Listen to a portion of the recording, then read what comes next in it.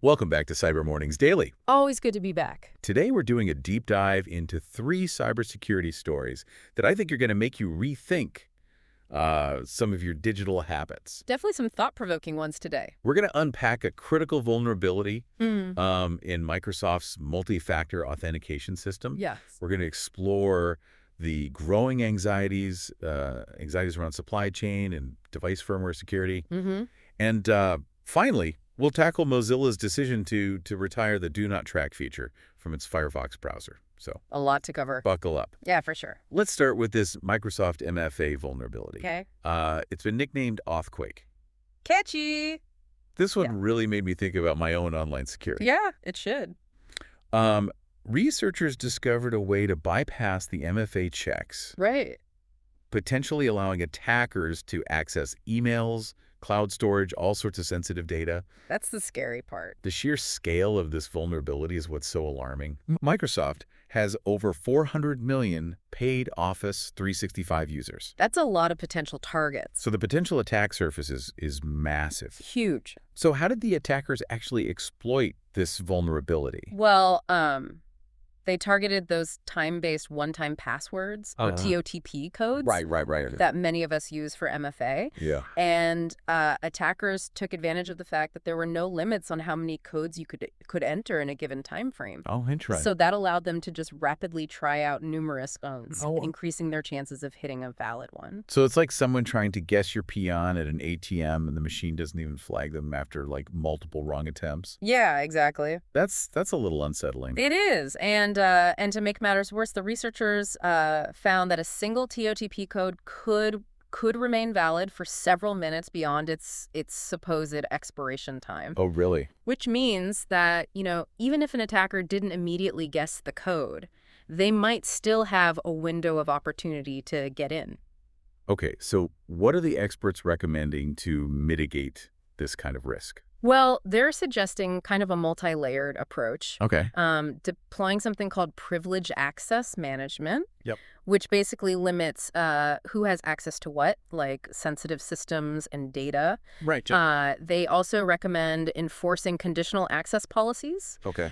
which means setting rules about, when and how users can access certain resources. And of course, enhancing monitoring and detection capabilities to catch that suspicious activity early on. So it's not just about relying on MFA alone, No. but about creating like a web of security measures to make it much harder for attackers to slip through the cracks. Exact. What does all this mean for the average person, though? Right. Someone who's not a cybersecurity expert. Yeah. You can think of MFA like a strong lock on your front door. It's an excellent first line of defense, but it's not foolproof. True. You might consider adding additional layers of protection, like a security system, motion sensors. Sure. In the digital world, this could mean using a password manager Yeah, those are great. to generate and store Yeah.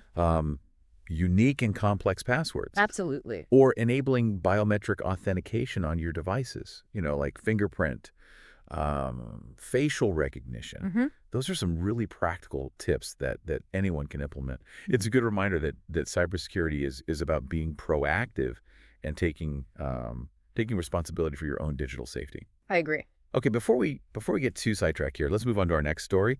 This one takes us into the world of hardware Okay.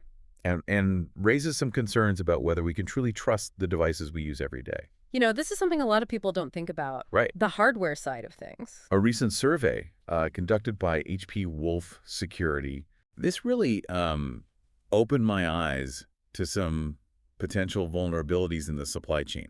Did you know that over half of IT professionals, they don't even verify the security of the hardware they buy?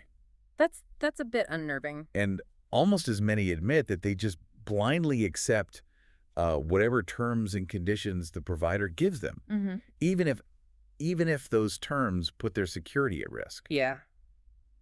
It's a worrying trend. It's like buying a car without checking the brakes or the engine. Right. You're just placing complete trust in the manufacturer. Hoping they have your best interests in mind. Hoping they have your best interest in Look, what? but the reality is attackers are increasingly targeting the supply chain. Really? Looking for those weak links that they can exploit to gain access to multiple clients. The report even mentioned how attackers can compromise upstream providers to Yeah. gain access to a whole network of clients. It's like poisoning the well at the source. Right at the source. So how can organizations protect themselves from this kind of attack? I think proactive security is key here, you know? Yeah. Don't just trust the vendor blindly. Demand technical documentation from them, you know? Conduct thorough audits and establish a really robust validation process Okay. to ensure that devices are secure from the moment they're produced. We obsess about updating our software and running antivirus Yeah. scans, Yeah, all the time. but we rarely think about the security of the hardware itself. It's a common oversight. It's like we're focusing all our energy on locking the front door, but forgetting to secure the back door. Exactly. And these stories are really revealing that cybersecurity is about securing the entire ecosystem, not just individual parts. So what does this mean for the average listener? Right. Do we need to become cybersecurity experts to buy like a new phone or a laptop? No, I don't think so. But it does mean doing a little bit of research before making a purchase. You know, check the vendor's security reputation, see if they've had any major security incidents in the past. Don't be afraid to ask questions about their security practices. You have the right to know what measures they're taking to protect your data. That's a great reminder that we have more power than we think I do. when it comes to our digital security. We don't have to be passive consumers. We can demand better security practices from the companies we do business with. Absolutely. What has stood out to you so far? Well, what's striking to me is how interconnected these stories are, you know? The AuthQuake vulnerability highlights the importance of layered security at the software level, while the supply chain security story emphasizes the need for a holistic approach that considers the entire life cycle of a device. Like we're starting to see the bigger picture here. Yeah. Cybersecurity isn't just about individual action. It's bigger than that. It's about understanding the complex interplay of technology, human behavior, organizational practices. It's everything. And that brings us to our final story for today, which focuses on a seemingly counterintuitive move by Mozilla. Okay. They've decided to retire the do not track feature from their Firefox browser. Interesting. And this one caught me off guard a little bit. Yeah. Do not track was supposed to be our way of telling websites, hey, I don't want you tracking my every move online. Why would they get rid of something that sounds so beneficial for privacy? Well, it turns out that that do not track wasn't as effective as it was intended to be. Okay. It relied on websites voluntarily honoring the request. Oh, so there were no rules around it? And as you can imagine, that didn't always happen. No, I guess not. So it was more of a polite suggestion than a hard and fast rule. Yeah, pretty much. No wonder it didn't have much impact. Right. There was no real enforcement mechanism behind it. Okay. In fact, in some cases, do not track might have even given users a false sense of security, you know, making them think they were protected when they weren't. Wow. So that makes you wonder, was do not track ever actually protecting anyone's privacy? It's a question that researchers have been debating for years.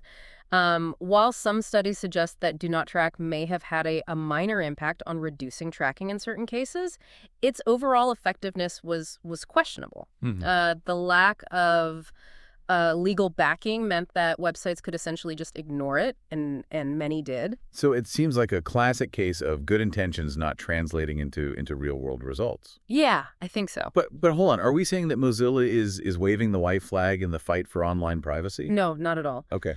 They're simply acknowledging that do not track wasn't the right tool for the job. Okay. And they're shifting their focus to more robust solutions, like the tell websites not to sell or share my data setting. Okay. This setting leverages something called the Global Privacy Control or GPC header. Okay, so what's the difference between GPC and do not track?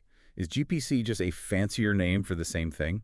Not quite. Okay. GPC has a much stronger legal foundation. Interesting. It's rooted in privacy laws like the CCPA in California. Okay. Which gives users more control over how their data is used and sold. So it's like do not track with teeth. Yeah, that's a good way to put it. It actually has some legal bite to it. And because there are actual consequences for ignoring GPC requests, websites are more likely to comply. That's good to hear. It sounds like GPC has the potential to be a more effective tool for protecting online privacy. Yeah. But what about other browsers? Right. Are they also moving away from Do Not Track? Some browsers, like Apple's Safari, they removed Do Not Track a while back. Really? They were concerned that it could be used for something called fingerprinting, Fingerprinting. which is a technique that allows websites to identify and track users even without cookies. Wait, you're telling me that by trying to protect my privacy with Do Not Track, I might have actually been making myself more identifiable to trackers. It's possible, And yeah. it seems counterintuitive. It does, but that's the reality of online privacy sometimes. The very act of trying to protect your privacy can sometimes leave a trace that makes you stand out. It's like trying to blend into a crowd by wearing a brightly colored outfit. Interesting. You might think you're being discreet, but you're actually drawing more attention to yourself. That's a really interesting point. It Yeah. shows how complex and nuanced this whole issue is. For sure. So if Do Not Track wasn't the answer and GPC is a step in the right direction, what else is Firefox doing to bolster privacy protections? Well, they're continuing to enhance their other privacy features. Okay. One example is their enhanced tracking protection, which blocks known trackers from loading automatically. It's like having a built-in ad blocker and privacy shield all in one. That sounds pretty handy. Yeah. It seems like Firefox is committed to creating a more privacy-centric browsing experience. Yeah, they're definitely pushing for that. But what does this all mean for the average Firefox user? Should they be concerned about this change? I don't think so. Okay. You just need to be aware of the change and adjust your privacy settings accordingly. Make sure that tell websites not to sell or share my data is enabled in your settings. Okay. And familiarize yourself with the other privacy tools that Firefox offers. It's all about being informed and making conscious choices about your online privacy. You've given us a lot to think about today. From MFA vulnerabilities to supply chain risks to the evolution of privacy tools like Do Not Track and GPC, it's clear that cybersecurity and privacy are constantly evolving. Yeah, always changing. But as we wrap up this part of our deep dive, I want to leave our listeners with a question to ponder. Okay. In a world where data is increasingly valuable and our online activities are constantly being tracked, what steps can we take to reclaim our privacy and control our digital footprint? That's the question, isn't it? It's a question worth considering as we navigate the ever-evolving landscape of cybersecurity. Mhm. We'll pick up this thread in our next segment. Sounds good. So stay tuned. We'll be here. It's a question that grows more pressing every day, doesn't it? Especially as our lives become, more and more intertwined with technology. Absolutely. Everywhere you turn, it feels like someone's collecting data, tracking your movements, building a profile of who you are. But let's get practical. What actions can our listeners actually take to reclaim some of that privacy? It can feel so overwhelming. I understand that feeling. Yeah, it's easy to feel powerless against these massive data gathering systems, but there are things you can do. Awareness is the first step. Understand what data is being collected about you and how it's being used. It's so easy to just click accept on those cookie banners without even thinking. Exactly. Take the time to read privacy policies, even if they're, long and confusing. And consider using privacy-focused tools and services. There are some great options out there. Browsers like Firefox and Brave search engines like DuckDuckGo. So choosing the right tools is key. What about our online behavior itself? Are there ways to minimize that digital footprint we leave behind? Absolutely. Be mindful of what you share online. Think before you post. Use strong privacy settings on social media. You can also limit the personal information you give to websites and apps. Do you really need to give them your phone number for that free trial? Probably not. Good point. It's about being deliberate with what we share. What about data that's already out there? Right. There are companies that collect and sell this information. That's true. And erasing your digital footprint completely can be tough. Yeah. But you can take steps to minimize the data that's easily accessible. You can opt out of data broker lists, request that companies delete your data, and use those privacy-focused services we talked about. So it's a mix of being proactive and cleaning up past practices. Exactly, and it's an ongoing process. Privacy isn't a destination; it's a journey. You need to constantly be be protecting and cultivating it. Like tending a garden. Yeah. You weed out unwanted data, nurture the information you want to keep private, and stay vigilant against new threats. That's a great analogy. And just like a garden, your privacy can thrive if you give it the attention it deserves.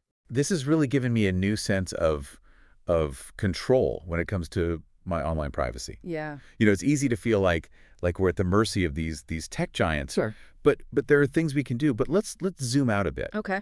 What role do governments and organizations play in protecting our privacy? Right. I mean, individual actions can only go so far. You're right. We need strong privacy laws and regulations to hold companies accountable and set clear rules for data collection and use. It's like traffic laws. Yeah. We can all try to drive safely, but we need rules of the road to prevent chaos and protect everyone. Exactly. And we're starting to see some progress. The GDPR in Europe and the CCPA in California are good examples of legislation that gives individuals more control over their data. But these laws are just a starting point. There's still a lot of work to be done to ensure that privacy is protected in this digital age. Absolutely. We need to keep pushing for stronger privacy laws, hold companies accountable, and raise awareness about data protection. Yeah. And this needs to happen globally. Privacy is a fundamental human right, not something to be bartered away in the digital world. I couldn't agree more. It's encouraging to see the conversation about privacy evolving, and that there's a growing movement to reclaim our digital rights. It is. And remember, you have a voice in this. You can support organizations that are fighting for privacy. Contact your elected officials to advocate for stronger laws and make your voice heard through your online choices and actions. That's a great point. Think about this. Are you aware of the privacy settings on your phone? That's a good question. I'm not sure I am, actually. I tend to just stick with the defaults. That's very common. But those default settings might not align with your personal privacy preferences. It's worth taking a few minutes to explore those settings and make sure they reflect your comfort level with data sharing. It's a good reminder that we often hand over a lot of information without even realizing it. Do you have any tips for navigating those privacy settings? Sure. They can be a bit of a maze sometimes. They absolutely can. My advice would be to start with the basics. Look at the permissions you've granted to different apps. Do they really need access to your location, your contacts, your microphone? If not, revoke those permissions. You'd be surprised how much data you can prevent from being collected just by adjusting a few settings. That's a great starting point. I'm definitely going to do a privacy checkup on my phone tonight. I think everyone should. But speaking of data collection, one thing that's always struck me is how much information we willingly share on social media. It's almost like we've become desensitized to the idea of broadcasting our lives to the world. It's true. Social media has created this culture of oversharing. Yeah. But it's important to remember that every piece of information you share online becomes part of your digital footprint. And once it's out there, it can be very difficult to control. I think a lot of people fall into the trap of thinking, well, I'm not doing anything wrong, so why should I care if someone's tracking my data? But it's not just about hiding wrongdoing. It's about having control over your own narrative and deciding who has access to your information. Exactly. It's about setting boundaries and protecting your right to privacy. So for those of us who enjoy using social media but also want to be mindful of our privacy, what are some practical tips for finding that balance? Start by reviewing your privacy settings on each platform. You can control who sees your posts, what information is visible on your profile, and how much data you share with third-party apps. Okay. Be selective about what you post. Do you really need to share your location every time you go out, or tag everyone in every photo? Right. Think about the potential implications before hitting that share button. Those are great tips. Sure. It's all about being intentional and making conscious choices about our online presence. It is. And sometimes it's about choosing to keep things private. Absolutely. Not everything needs to be shared with the world. Sometimes the most valuable moments are the ones we keep to ourselves. Well said. This conversation has been incredibly insightful. It has. But before we get too philosophical, let's bring it back to cybersecurity. Okay. We've touched on individual actions. Yeah. But what about the role of technology itself? Are there any innovations or trends that you're excited about in terms of enhancing privacy and security? One area that holds a lot of promise is the development of privacy enhancing technologies. Privacy enhancing technologies. Or PTs. Yeah. These are tools and techniques that are designed to protect privacy while still allowing data to be used for beneficial purposes. That sounds interesting. Can you give me an example of what a P might look like? Sure. One example is differential privacy, which adds noise to data sets in a way that makes it difficult to identify individuals while still preserving the overall statistical accuracy of the data. So it's like blurring out faces in a crowd shot. You can still see the crowd, but you can't make out individual features. That's a great analogy. Another interesting area is homomorphic encryption, which allows computations to be performed on encrypted data without ever decrypting it. Wow, that sounds pretty futuristic. So you could analyze sensitive data without ever actually seeing the raw data itself. Exactly. This has huge implications for privacy, especially in fields like healthcare and finance, where sensitive data needs to be protected, but also needs to be analyzed for research or other purposes. It seems like these PETs have the potential to revolutionize the way we handle data. They do. Are they widely used yet, or is this still mostly in the research phase? Some PTs are already being used in real world applications, but others are still under development. It's a rapidly evolving field, and I'm excited to see how these technologies will shape the future of privacy and security. It's fascinating to see how technology can be used not just to collect and exploit data, but also to protect it. Yeah, it's a powerful tool. But before we get carried away with the tech talk, let's take a quick break. We'll be back in a moment to continue exploring the world of cybersecurity and privacy. So stay tuned.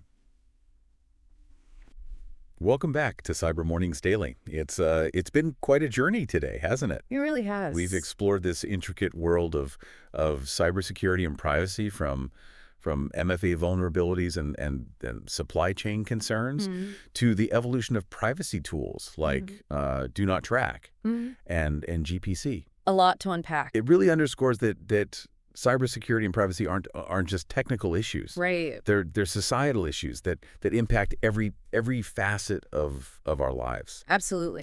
From the devices we use to the information we share, from the laws governing data collection to the choices we make online. It's all connected. It all ties together. But as we wrap up this episode, I want to turn it over to you, the listener. Yeah. What's been the most surprising takeaway for you today? What will you do differently going forward? What stands out in your mind?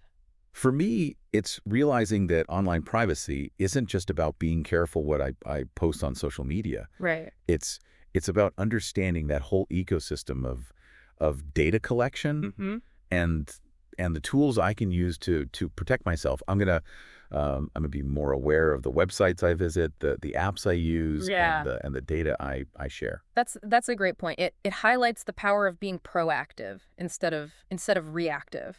You know, don't wait for a data breach or a privacy violation before you take action. Start building your privacy fortress today. An ounce of prevention is worth a pound of cure. Oh, exactly. Speaking of prevention, what's one piece of advice you would give our listeners to strengthen their cybersecurity and privacy?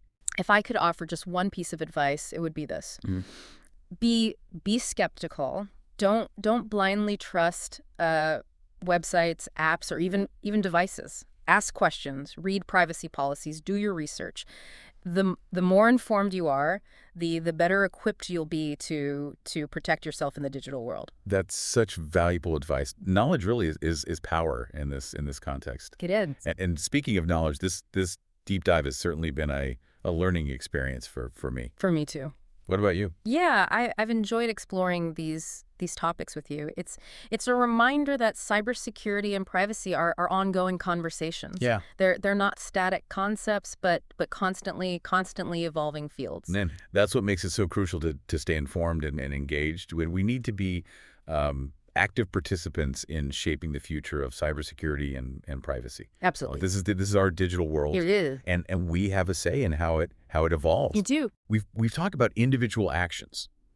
Choosing privacy focused tools and being mindful of our digital footprint. Right. But we also need to advocate for stronger privacy laws, hold companies accountable, and support organizations that champion digital rights. Absolutely. We have to push for change.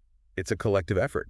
We need to work together to create a digital environment that is both secure and respects our fundamental right to privacy. And remember, it's not just about protecting ourselves. It's about creating a better digital world for everyone. Well said. I think that's a perfect note to end on. We've covered so much ground today, from the technical details of vulnerabilities to the broader societal implications of data collection and privacy. But as always, there's more to explore. I encourage you to stay curious, continue learning, and be an active participant in shaping a safer and more privacy-respecting digital future. Couldn't have said it better myself. Thanks for joining us on Cyber Mornings Daily. Until next time, stay safe online.